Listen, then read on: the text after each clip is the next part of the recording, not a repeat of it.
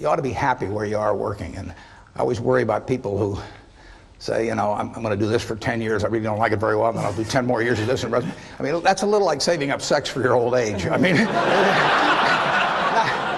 not a very good idea. When I started Microsoft, I didn't think of it as all that risky. You've always got a job with me, Bill. And the thing that was scary to me wasn't quitting and starting the company. It was when I started hiring my friends and they expected to be paid.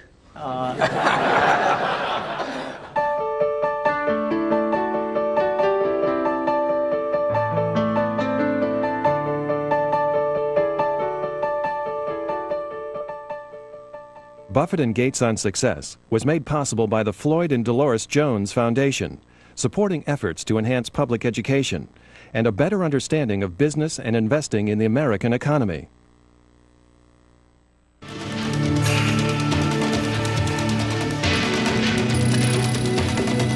This program is brought to you by the NASDAQ stock market.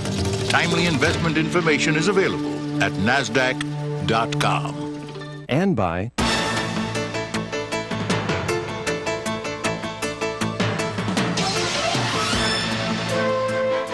the New York Stock Exchange.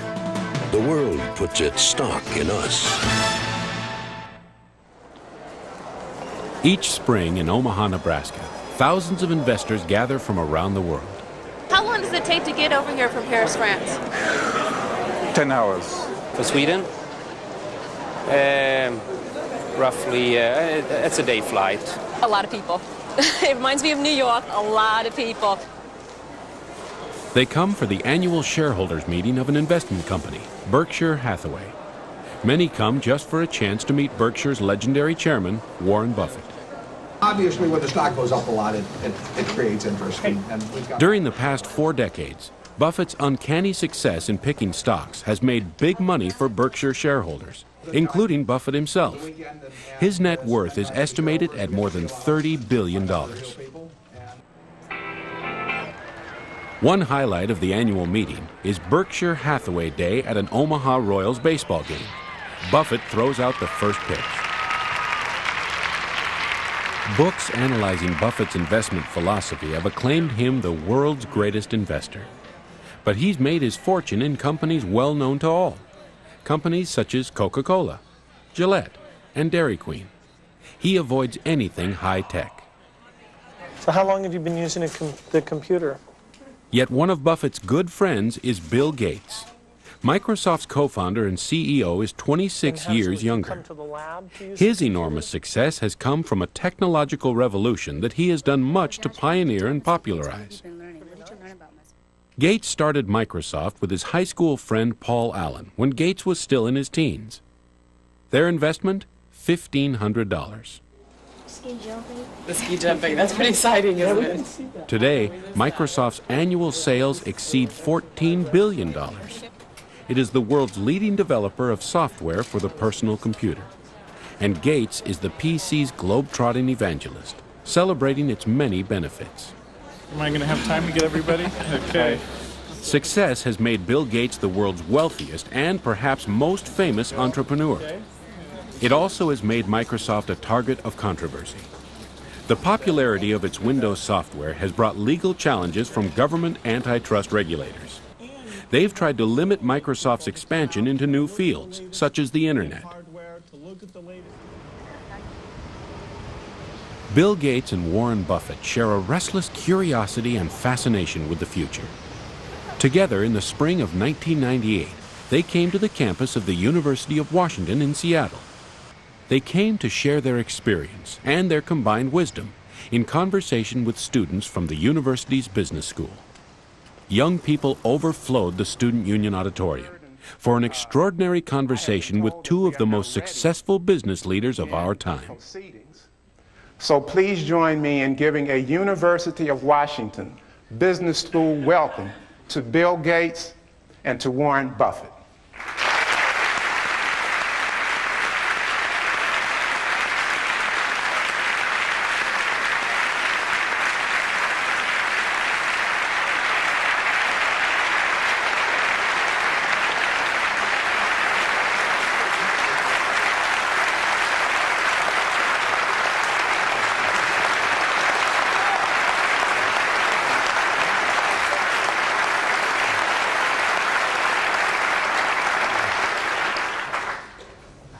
Well, I thought I ought to start this off by announcing that Bill and I have a small bet as to who would get the most applause. And I suggested that I bet my house against his, but we settled on a small sum, but evidently it isn't so small to Bill because just before we came out, he gave me this Nebraska Cornhusker shirt to wear, and he puts on this purple shirt. We're going to answer your questions. Whatever you want to talk about is fine, and we don't want any softballs. And I thought by wearing this Cornhusker shirt that I could guarantee hardballs right in my head. When we went to the game last year, about halfway through the first quarter, Bill said, "What's that big N stand for on those guys of yours?" I said, "Bill," I said, "what the hell?" I said, "It's knowledge." We all agree on that in Nebraska. Well, they've asked us to start out talking with the two of us on one question, but then it's going to be your questions, and we're going to just have you line up behind the microphones, and we'll go back and forth. They did ask that we might start off with talking about sort of what got us here, and it's pretty simple in my case. It's not IQ. I'm sure you'll all be glad to hear that. But everybody in this room has more IQ than they need to do my job. The big thing is rationality. And in other words, you know, I always look at IQ and talent as sort of representing the horsepower of the motor. But then in terms of the output, the efficiency with which the motor works, that depends on rationality, because a lot of people start out with 400 horsepower motors and get 100 horsepower of output, and it's way better to have a 200 horsepower motor and get it all into output. And so why do smart people do things that interfere with really getting the output they're entitled to? And it gets into habits, into character, into temperament, and it really gets into behaving in a rational manner. And not getting in your own way.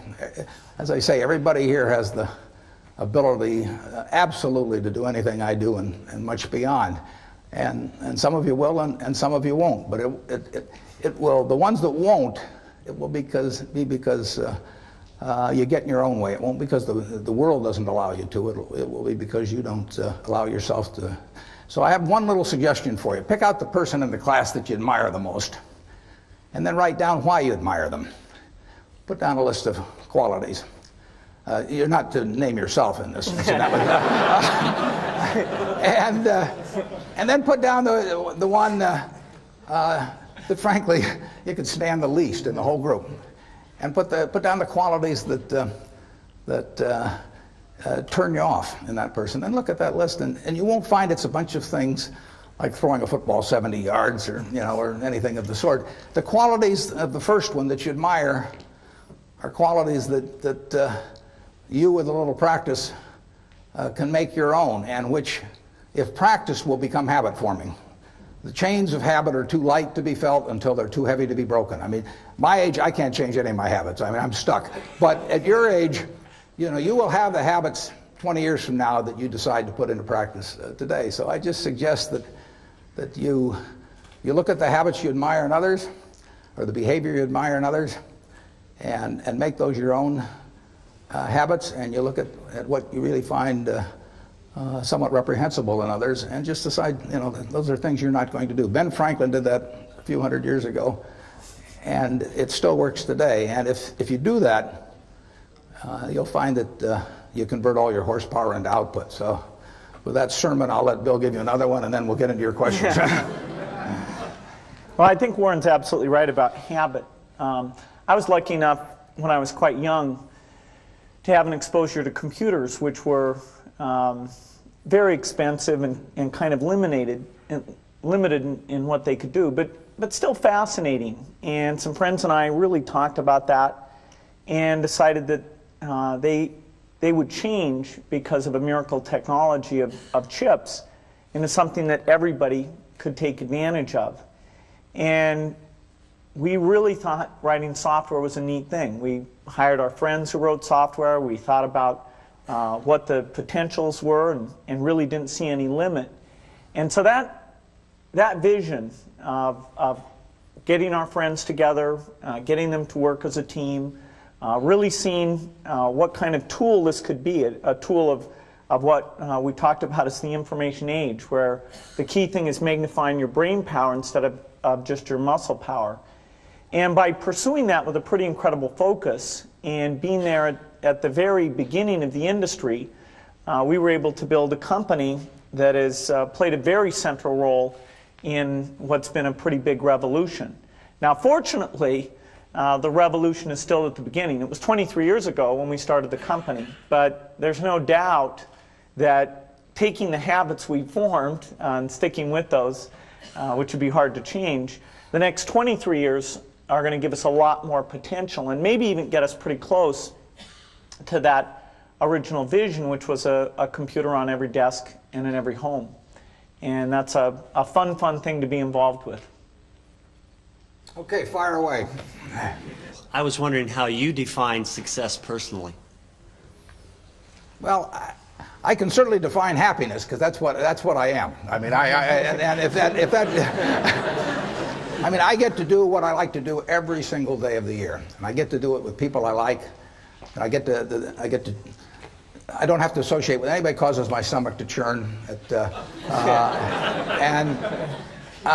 only thing in my job I don't like, and this only happens about every 3 or 4 years, occasionally I have to fire somebody, and I don't like. That's the only thing. Other than I tap dance to work, and I get down there, and I think I'm supposed to lie on my back and paint the ceiling, or something like Michelangelo. I mean, that's the way I feel, and it doesn't diminish. It's tremendous fun. So, if they say that success is getting what you want and happiness is wanting what you get. Well, I don't know which one applies in this case, but I do know that I wouldn't be doing anything else. I mean, I do advise you, when you go out to work, go to work for an organization that you admire, people you admire, because it'll turn you on, and you ought to be happy where you are working. And I always worry about people who say, I'm going to do this for 10 years. I really don't like it very well, and then I'll do 10 more years of this. I mean, that's a little like saving up sex for your old age. I mean, not a very good idea. So get right in. You would recommend that. Get right into what you enjoy, and you'll be successful at it. You really will. I mean, you won't be able to miss. And that's.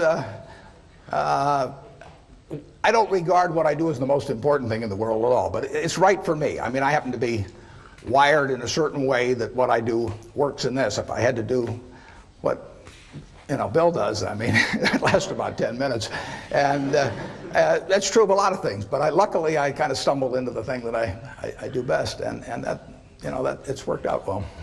Bill? Well, I think that the key point there is you've got to enjoy what you do every day. And for me, that's working with very smart people. It's working on new problems. Every time we think, hey, we've had a little bit of success, we're pretty careful not to dwell on it too much, because the bar gets raised. People's expectations of the products, we've always got customer feedback telling us the machines are too complicated, they're not natural enough. And the competition, the breakthroughs, the research, make the field I'm in, I think, the most exciting field there is. There's some other good fields. Biotechnology is a good field because it's changing the world of medicine and health. But the computer industry, in particular software, I think is the most exciting, and I think I have the best job in that business. Don't you think Dairy Queen is more important to the country?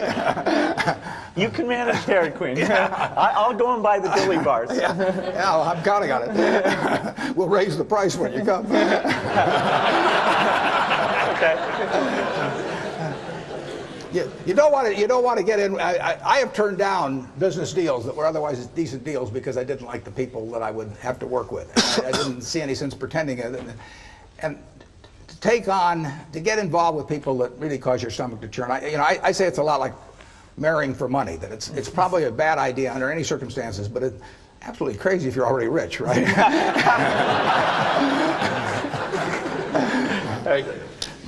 Both of you are innovators in your given industry. I was wondering what your definition of innovation is.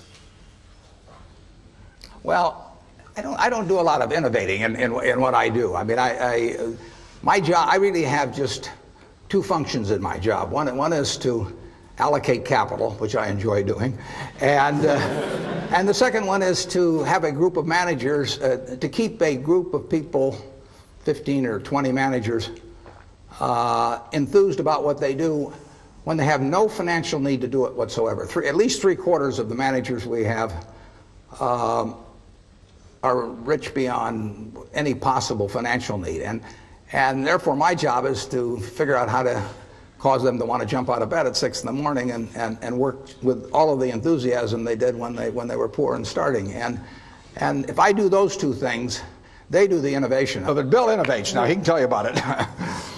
Well, the technology business has a lot of twists and turns, and that's partly why it's such a fun business, is that no company gets to rest on its laurels. IBM was as dominant or more dominant than any company will ever be in technology. That's just not going to happen again. And they had the smartest people, and they had all the customer feedback, and yet they missed a few turns in the road. And so that makes you wake up every day thinking, let's try to make sure today's not the day we miss the turn in the road. Let's find out what's going on in speech recognition. Let's go find out what's going on in artificial intelligence. Let's make sure we're hiring in the kind of people who can pull those things together and make sure we don't get surprised. Sometimes we do get taken by surprise. For example, the internet came along, and we had it sort of as a 5th or 6th priority. It wasn't like somebody said internet to me and I said, oh, I don't know how to spell that. I said, yeah, I got that on my list, I'm okay. But there came a point where we realized it was happening faster, and it was a much deeper phenomena than it had been recognized in our strategy. And so that was a case where, as an act of leadership, I had to create a sense of crisis and have a couple months where we all just threw ideas and sent electronic mail around, went on a bunch of retreats, and then eventually coalesced around a few ideas where we said, okay, here's what we're going to do, here's how we're going to measure ourselves internally, and here's what the world should think, here's what we're going to tell them about what we're going to do. And that kind of crisis is likely to come up every 3 or 4 years or so. Next time it comes up, remember Yogi Berra, Bill. When you reach a fork in the road, take it. Growing up, who were your biggest role models, and what kind of a role did they play in your success? I had great parents, both of whom were involved in lots of interesting activities and would come home and talk to us about the world of business or law or politics or the charitable activities they were involved in. And so that made us, myself, my sisters always thought about, well, what are we going to do out there? They had us as avid readers, and so we had pretty broad interests in reading. Scientists were a group that I gravitated to because this notion that just out of their heads they came up with neat ideas, that sort of fascinated me. So quite a bit of the time I thought I'd be a mathematician or a scientist. It was only when I got to Harvard that I started to think of this sort of all-absorbing hobby I'd had, computer stuff, which I just thought, okay, I got to get rid of this, and decided to do something serious. I started to realize, this is pretty serious, and it's actually more interesting and more impactful than going and trying to come up with a new theory in math or anything else. And so I had that dilemma for a couple of years, but eventually decided that computers really was a great thing to be involved with.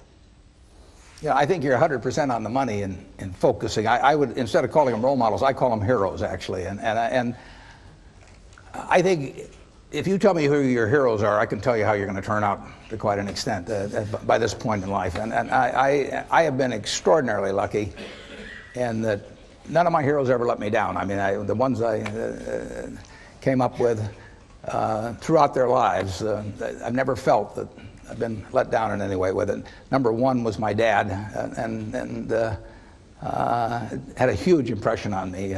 My wife, who is here, is one of my heroes. I mean, she is, in terms of she's taught me a tremendous amount, and never seen anybody any better with human beings than she is. And you can, You know, Yogi Berra again said you can observe a lot just by watching, and I watched my dad, and I've watched her, and I had a professor, Ben Graham, back at Columbia, and had a huge impact on me. So I have been lucky in that I've had terrific heroes, and they haven't let me down, and that takes you a long, long way. I've gone through one or two periods where we're kind of tough in life, but not. I mean, everybody's had that, but having the right heroes will take you right through it. The internet exposes us to vast amounts of information, and in particular, children are being exposed to more and more complex issues at very young ages. Yourself being a father, Mr. Gates, I was wondering if you had any comment on the access now to information, and how do we handle that? Well, definitely the internet has every kind of information you can imagine. All the worst things and best things that people are interested in are out there in great quantity. And so there's a decision a parent has in terms of, do you let your kid go out onto the internet? One great thing about the internet is if you set it up the right way, there's a log of exactly what the person's gone and looked at. And so you have to decide up to what age do you think it's legitimate that you have access to see where they're going and what they're interested in. And personally, I'd rather see what my kid is interested in and talk to them about it than try and block altogether them ever learning anything about it. Because someday in their life, whether it's a magazine or a friend or a terminal that I don't control, if they're curious about something, they're going to find out about it. And my theory is not that my child will be okay as long as they don't hear about things. You want to have the full experience, and but I think on the whole, the fact that a kid has this tool to be curious about all these topics, that's got to be a fantastic thing. I can't improve on that. But I just got to the age where Bill lets me watch the internet alone. So I've been trying. That's a good story. I've been trying to evangelize personal computers to Warren ever since we met, which is over about 7 years ago now. And it was amazing. I talked about stock quotes and spreadsheets and all these things.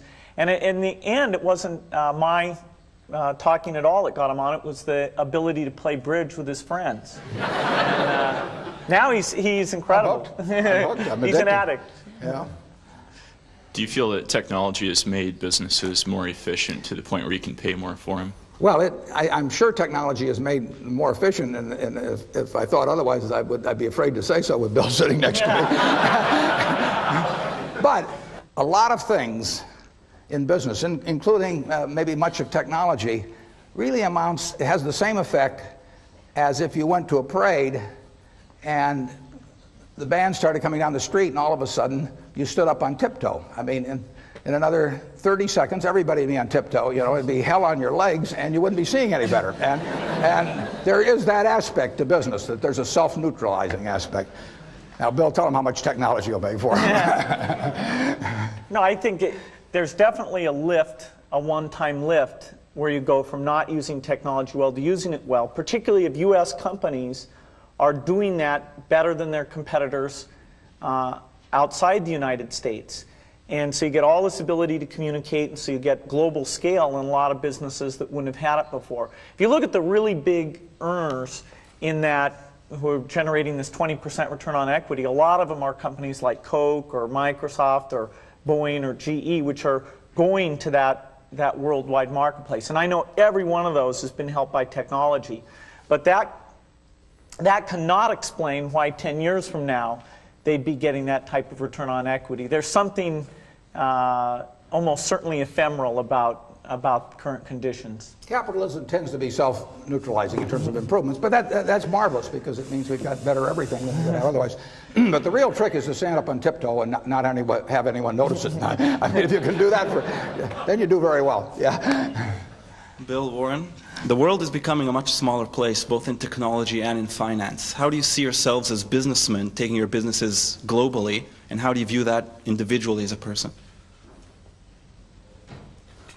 Well, I've got an easier answer, so I'll let Bill think while I give the easy answer. We don't do it directly. I mean, our two largest commitments are Coke and Gillette, and Coke has 80% of their earnings coming from abroad, and it'll be larger in the future. Gillette has 2/3 of their earnings coming from abroad, and that'll be larger in the future. So they are participating in a worldwide improvement in living, and they'll continue to participate. So we do it by piggybacking them, and I can sit in Omaha, you know, and let Doug Ivester at Coke fly all over the world and do a tremendous job doing it. Bill has to get out there and do it for Microsoft, and I'll let him tell you how. One great thing about our business is it is global. That what do you need in a spreadsheet? About the same thing in Korea and Egypt as you need in the United States. And the PC standard is a global standard. We have to do some adaptation for the local languages, and that's a fun part of our business, understanding bidirectional languages and the large alphabets that you have in Chinese, Japanese, and Korean. And over the years, we've gotten very, very good at that. In fact, our market share is much higher outside the United States than it is inside the United States, because it's relatively hard to set up subsidiaries, understand local conditions, local distribution, and relationships. And so, since most of our competitors are in the US and aren't as good at doing international business, we thrive even better in these other countries. Most of our growth will come from outside the United States. The United States will get to the point where it's largely a replacement market. Most homes and business desktops will have PCs. Now that doesn't mean they won't replace them, that they won't want better software that can see, listen, and learn. But outside the US, we still have that early slope phenomena. So it's very much a global business. When you think about it, many of you are probably too young to remember with clarity. Anyway, 15 years ago, this country almost had an inferiority complex about its ability to compete in the world. And you know, and with software and the whole the development of the computer, now the rest of the world is looking to us, and you know, Bill has played a big part in that. I mean, he has contributed in a major way to a change in our attitude about this country and the world's attitude about this country. So, what impelled you to make a trip together to China in 1995, and what's your perception before and after the trip? And most interesting, the next question is, what has that trip affected your global business decision in that region since? Well, we went to China for a lot of reasons, partly to relax and have fun. We found a few McDonald's there, just so we didn't feel too away from home.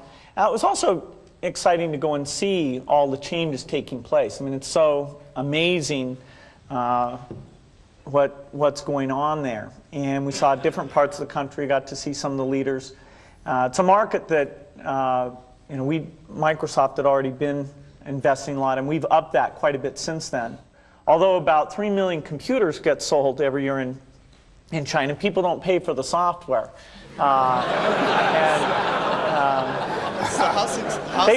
They will, though. It's sort of as long as they're going to steal it, we want them to steal ours. They sort of get addicted, and then we somehow figure out how to collect sometime in the next decade. So, you know, it's a great place to be involved in, and it was a lot of fun, which was, I guess, the key goal. My family was amazed I went. I'd never traveled more than maybe, you know, the outer reaches of the county in Nebraska, and I just went and had a terrific time, and also confirmed my feeling that there were going to be a lot of Coca-Cola sold there in the future.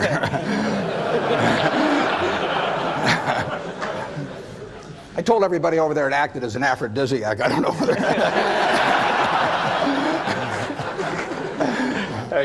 As two of the most successful business people in the country, what role do you see for yourselves in giving back to your respective communities?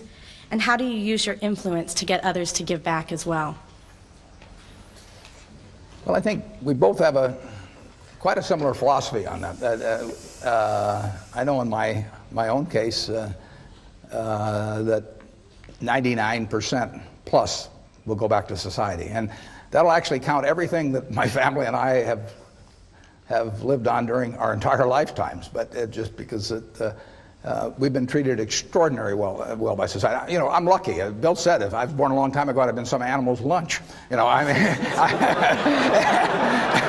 I don't run very fast. You know, but I'm wired in a particular way that in a market economy, big capitalist economy, lots of action. I'm well adapted for that. I'm not adapted for pro football. I'm not adapted for violin playing. I happen to be in something that pays off huge in this society. And basically, I get the fun of playing around with that while I live, but it will all go back to society, and I think it'd be wrong to be otherwise, frankly. If I'd been dropped down in some remote country or in almost any other place in the world, I wouldn't have been worth a damn. I mean, I am here because of a tremendous society that surrounds me, and the fact that I happen to be well adapted to a certain part of it. And so it's all going to go back to society, and I know Bill feels very similar. I think that's a great philosophy, not to mention the fact that passing along lots of money can be a bad thing for the people who receive it. They might not think so at times, but no, I've never put it to a vote.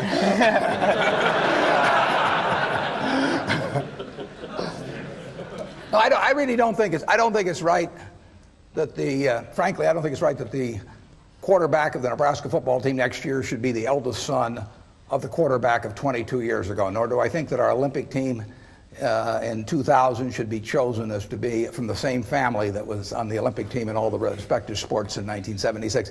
I mean, we believe in the meritocracy when it comes to athletics and all kinds of things. Now, why not have a meritocracy in terms of what you go out into the world with in terms of the productive goods? Let the resources flow to those who use them best. But then I think they ought to give it back to society primarily when they get through. I do not believe in a divine right of the womb. I mean, I do not think that that if you select the right womb that you're entitled to do nothing the rest of your life. It doesn't make any sense.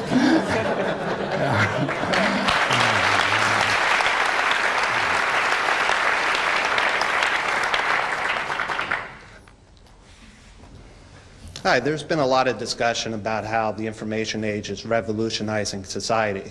And I would like to get your opinion about which countries and industries and companies are best prepared to take advantage of these changes and what factors would account best for their success. Maybe I'll start with that. If you look at what's happened in personal computers or what's happened in business in general, in terms of how we allocate capital and let labor move around, the United States has emerged in a very strong position. And so the first beneficiary of all this information technology will be the United States. There are a few other areas like Singapore, Hong Kong, the Scandinavian countries, where they're adopting the technology at basically the same rate that we are. There's a few countries that even relative to their level of income are going after the technology because they believe so much in education. In Korea and many parts of China, we see incredible penetration of personal computers, even at very low income levels, because they basically decided it's a tool to help their kids have access to information and to get ahead. The whole world is going to benefit in a big way. You know, there'll be this shift where instead of your income level mainly being derived by what country you're in, it'll be derived by what your education level is. So today, a PhD in India doesn't make nearly as much as a PhD in the United States. Well, as you get the internet allowing services and advice to be transported as efficiently as goods are being transported through shipping and all those things, then you'll get essentially an open market bidding for that engineer in India versus the engineer here in the United States. And that benefits everyone because you're taking better advantage of those resources and people are better off. So the developed countries will get the early benefit from these things. In the long run, the people who are lucky enough to get a good education in developing countries will actually get an absolute, the biggest boost from all these things that go on. I didn't get it at first, but it's huge, and it will change the world, the technological revolution, in dramatic ways and quickly. Ironically, our approach to that is just the opposite of Bill's, but that his is the right one for the world. Ours is the right one for me. I look for businesses where I think I can see what they're going to look like in 10 or 15 or 20 years. We don't own any, but if you take Wrigley's chewing gum, I don't think the internet's going to affect how people chew gum. You know, and Bill probably does. I mean, but I don't think it's going to affect the fact that Coke will be the drink of preference and will gain in per capita consumption around the world. I don't think it'll change whether people shave or how they shave, or the fact that they like a better shaving system, as the Mach 3 is going to be very shortly, I might add. So we are looking for the very predictable, and you won't find the very predictable in what Bill does. You'll find the more exciting things, the things that are going to change society more. And so I have a little different opinion. As a member of society, I applaud what he's doing, and as an investor, I keep a wary eye on it.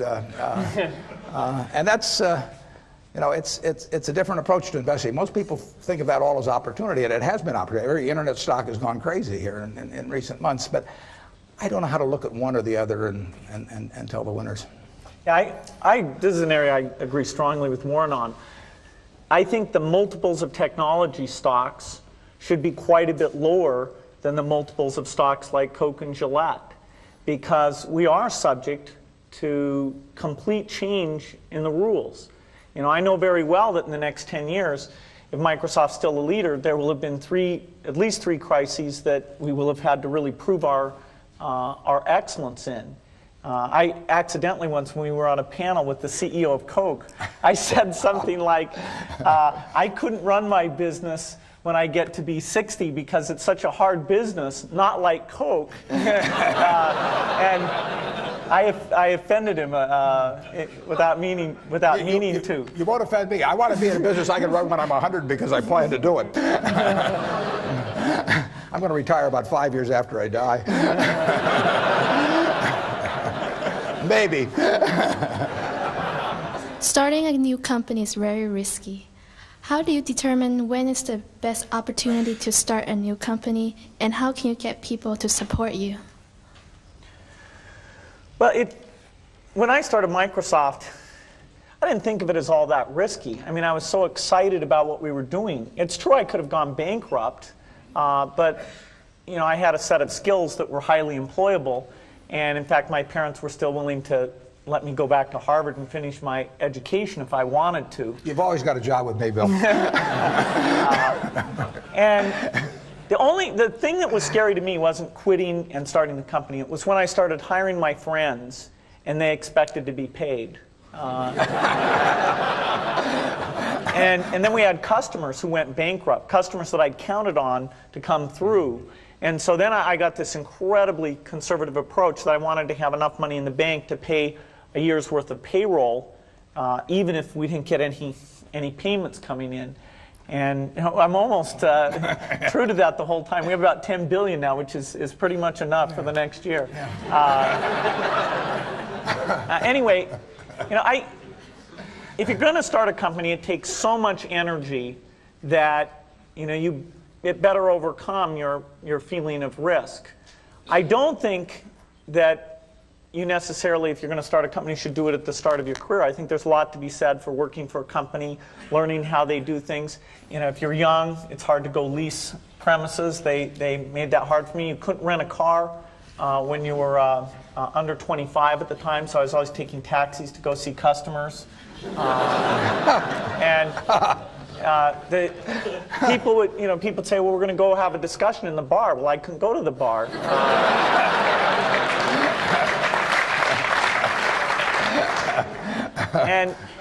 But you know, that's fun, because I'll tell you, when people are first skeptical and they go, this kid doesn't know anything, then when you show them you've really got a good product and you know something, they actually tend to go overboard and they think, whoa, you know, they know a lot.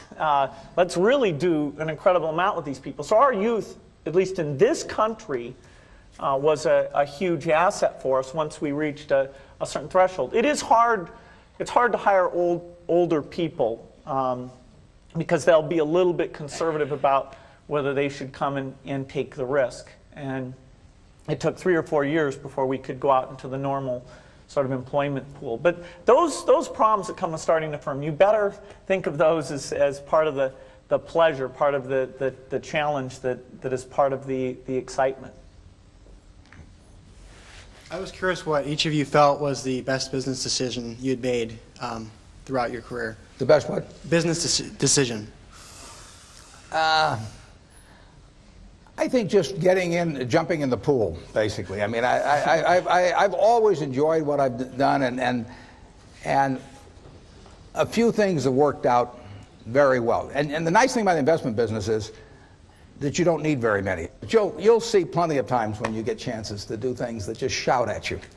And the thing you have to do is when that happens, you have to take a big swing. I mean, that is no time to be reading a book on the theory of diversification. I mean, that is the time to put very significant. When you find something where you know the business, it's within your circle of competence, you understand it, the price is right, the people are right, then you take your thumb out of your mouth and you barrel in. We were talking at breakfast this morning about of all Warren's investments decisions, which was the worst decision? Which it's amazing, and they're tough to find because the track record's unbelievable. But we, I think, decided that by some metric, buying the company that his company is named after was probably the worst investment decision. That's true. I mean, we went into a terrible business because it was cheap, and it's what I refer to as the used cigar butt approach to investing. You know, that you see the cigar butt down there, it's soggy, it's terrible, but there is one puff in it and it's free. And that's what Berkshire was when we bought it. I mean, it was selling below working capital. Actually, buying Berkshire Hathaway, buying control of it, was probably the biggest single bad decision that I've made. And then I made all kinds of decisions that have cost us billions of dollars, but they've been mistakes of omission rather than commission. I mean, there were businesses that we knew enough to buy a lot of. I don't worry about not buying Microsoft because I didn't understand that business. I didn't understand Intel. But there were businesses that I did understand. Fannie Mae was one. I mean, I made a decision to buy it, and I didn't execute. And we would have made many billions of dollars on something that was within my circle of competence, and I didn't do it. And you don't see that. Conventional accounting doesn't record that. But believe me, it happened. In my case, I'd say my best business decisions really have to do with picking people.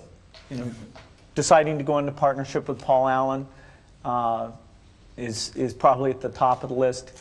And then subsequently hiring a friend, Steve Ballmer. And having somebody who you totally trust, who's totally committed, who shares your vision and yet has a little bit different set of skills, and also acts as a check on you. Some of the ideas you come up with, you run by them because they're going to say, hey, wait a minute, have you thought about this and that? And just, the benefit of sparking off of somebody who's got that kind of brilliance, it's not only made it fun, but it's really led to a lot of success. So picking a partner is crucial. Yeah, and I've had a partner like that, Charlie Munger, for a lot of years, and it does for me exactly what Bill was talking about. Charlie, and so you have to calibrate with Charlie, though, because Charlie says everything I do is dumb, but if he says it's really dumb, then I know it is. But if he just says it's dumb, I take that as an affirmative vote. Go ahead. If you can change one thing in your life, what would it be and why? My age.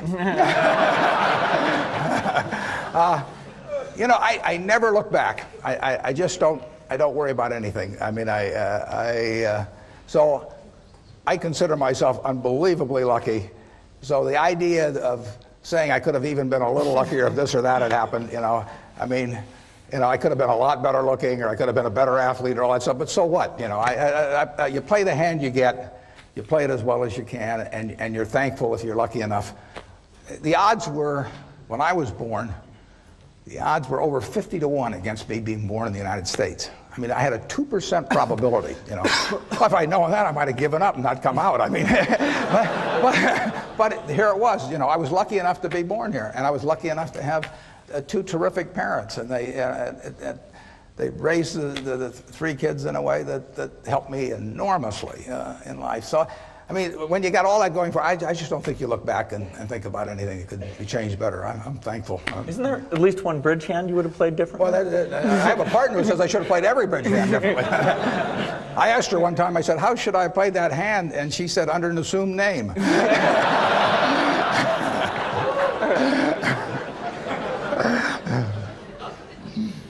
I think the key resource you have to deal with is your time and how you spend time. And I'm pretty rigorous at looking back each year. I even get my friend Steve Ballmer to come in and look at my schedule and criticize, hey, you didn't really need to spend time on this or that. And that's pretty useful, because if I can get more time to sit down with the engineers, if I can get more time to get out with some customers, those are the things I just love to do. And it just gets me excited, it clears my mind, and so I'm always trying to make sure that I'm only doing the things that are important. Hypothetically, if you were to lose everything today, keep everything in the past, but right now starting fresh, and you could only keep 3 things in your life, tangible or intangible, what 3 would those be?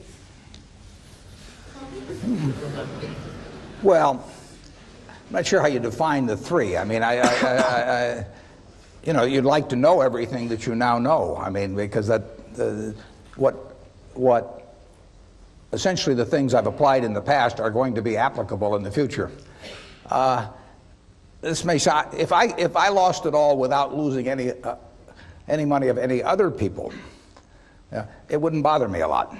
If I took other people down with me, it would kill me. I mean, that is the one thing that would just that would destroy him, because I wouldn't be able. I'm not sure I'd recover from that. But if it was just my money, it wouldn't make any difference at all, because I keep living about the same. Have to give up the plane. I'd give you a job. But I mean, I eat the same way everybody in this room eats. He eats a lot worse than you guys do. Well, depends how you define worse, but I think you're right. And you can get, I mean, in terms of medical care or anything, there's very little difference in how the people in this room live now and are going to live in the next 10 years than the way I do. So I wouldn't miss anything. I mean, I would like to keep playing the game because I enjoy it. So if I had the knowledge that I've had that gotten me here, and I had anything to work with at all, and I could probably talk somebody into giving me a few bucks to start it. But I would have a lot of fun playing the game again. I mean, it might be, I'm not sure I want to follow your experiment, but I think it'd be just about as much fun as what I do. Yeah, as long as people didn't go down with me, that would be no fun. Bill?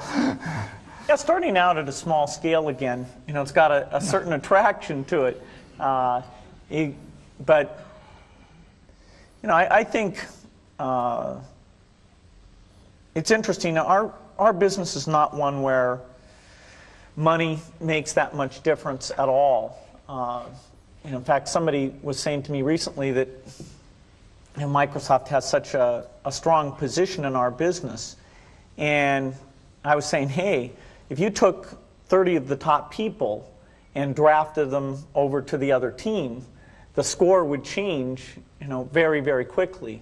First of all, not only would the 30 go, the people who like working with the 30 would go with them. And so that there's not some asset there. It's, all the products are going to be obsolete very, very rapidly. It's the people and their sense of how to do things and their enjoyment and working with each other.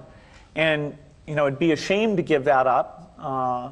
But, starting another company like that again, I'd have a blast doing it. In light of public controversy that's caused a lot of confusion in my mind and has polarized most of my friends and associates, and perhaps has caused one or both of you to lose some sleep, I'd like to ask you to share your perspective of what purpose or what appropriate role antitrust legislation should play in American business? I am no antitrust scholar. I think that well, I met Bill 8 years ago, and he's a terrific teacher, and so he spent about 6 or 7 hours explaining his business to me. And he actually, I mean, here I am, the world's biggest dummy on technology, but he explained it to me pretty darn well. And when he got through with it, I bought 100 shares of stock just to keep track of him. And I think that shows two things. One is that I've got an IQ of about 50. And the second is, I didn't think he had any monopoly.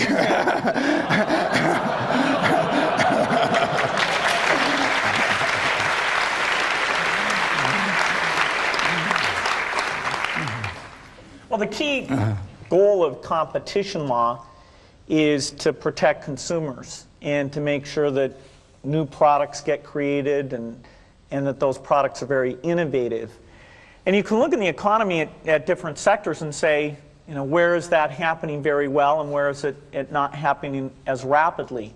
No matter how you score it, there's no doubt that one sector of the economy would stand out as absolutely the best, and that's the personal computer industry. And so the price of computing before the PC came along was going down at a certain rate. The PC came along and now it's gone down at an incredible rate. The variety and quality of software has also increased at a phenomenal rate. We're absolutely at the peak of that today. The number of new software companies being started, the number of software jobs, the level of investments, the number going public. I mean, it's way beyond even what it was 3 years ago. It's on a big uptake. And so consumers are doing very, very well. And so it is somewhat of a surprise to find ourselves in an antitrust controversy. And, you know, thank goodness for the judiciary, which is an environment where facts are tested in an appropriate way and people can see, you know, has the competition worked in the way it should? Has it been beneficial to consumers? And there's no doubt in our mind where that's going to come out. It seems to a lot of people that in both your companies, the success is driven by your enthusiasm and your leadership skills. How do you see your organizations in the post-Buffett and post-Gates era, and how do you prepare your companies for that period?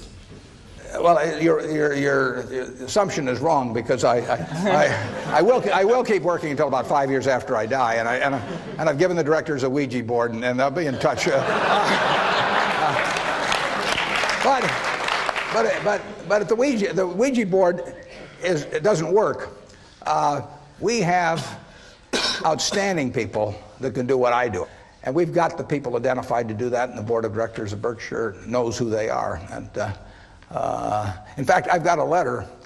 I've already sent out a letter that tells what should be done, and I've got another letter that's addressed, which will go out at the time, and it starts out, "Yesterday I died," and then it just tells what the plan for the company is, and it's all taken care of. It's all written.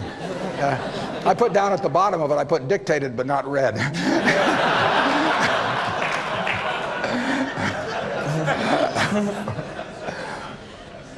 Yeah, my attitude is a lot like Warren's. I want to keep doing what I'm doing for a long, long time. I think probably a decade from now or so, even though I'll still want to be totally involved with Microsoft because it's my career, I will pick somebody else to be CEO. And see some hands in the audience. That's a big transition for a company. You know, sometimes you find somebody who does better, and sometimes you don't. And no, I actually am interested in people who want the job. It's got some fun parts to it.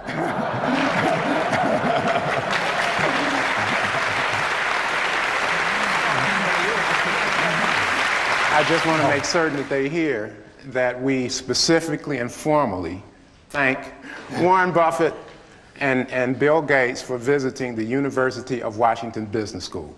And please show them your appreciation as I show them out of the auditorium. Thanks again.